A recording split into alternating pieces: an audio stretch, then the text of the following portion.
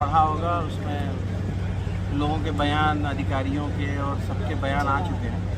तो बहुत संघर्ष हुआ था इस सड़क के लिए। और जब विधायक जी के पिताजी कैबिनेट मिनिस्टर थे तब से हमारे साथी कई जेल गए। कितनी प्रशासन ने उस समय कितना तांडव किया। इनकी माताजी विधायक रहीं, ये 2 बार विधायक रहे। बहुत लंबा कार्यकाल रहा इनके परिवार का इस विधानसभा में, लेकिन विधानसभा की सड़कों का इतना बुरा हाल रहा कि चलना मुश्किल था। एमएलसी साहब, देखा जाए तो सपा विधायक जंगीपुर डॉक्टर वीरेंद्र यादव आरोप लगा रहे हैं कि सड़क को लेकर मैंने सड़क से लेकर सदन तक संघर्ष किया है, तब जाके यह पैसा पास हुआ है। क्या कुछ कहेंगे आप?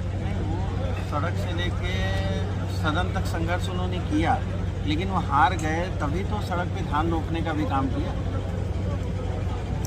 डीएम को ज्ञापन दिया, सड़क पे धान रोपने का काम किया।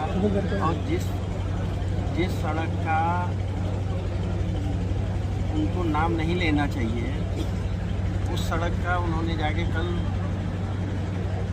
वहाँ पे पूजा की, नारियल फोड़ा।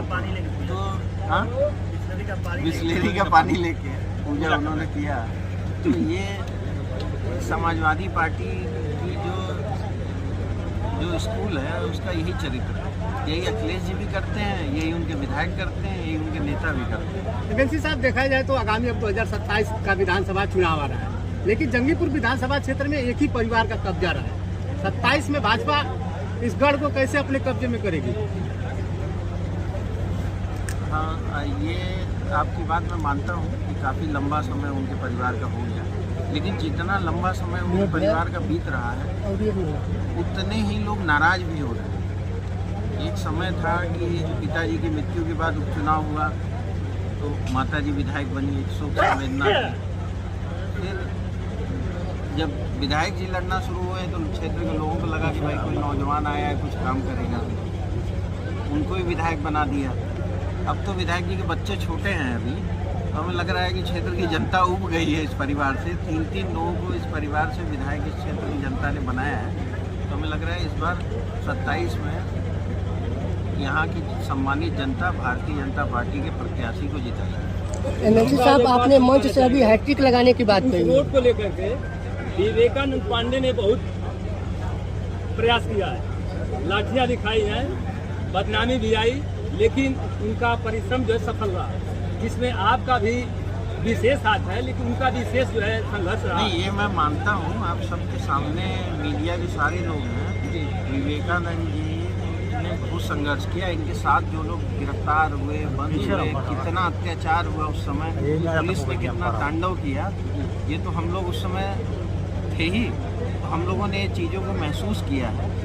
तो प्रयास हमारा रहेगा कि कुछ ऐसी स्मृति हम लोग वहाँ बनाया जाए जिसपे इन लोगों को गर्व हो कि हमारा संघर्ष का समय जब था हमने संघर्ष किया, और जब संघर्ष का समय बीत गया तो उसका इनाम भी हमें मिला। सर, लेकिन विवेकानंद पांडे के लिए क्या कहना चाहेंगे?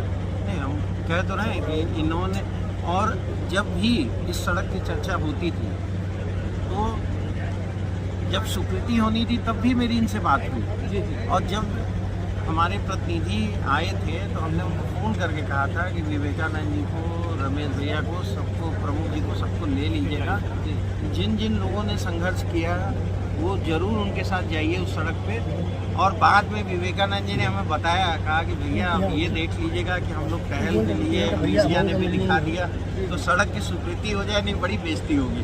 तो हमने इनसे कहा कि देखिए, सड़क की स्वीकृति होगी और इसी वित्तीय वर्ष में होगी। तो जैसे स्वीकृति हुई, इनका फ़ोन आया, मैंने इनको धन्यवाद दिया।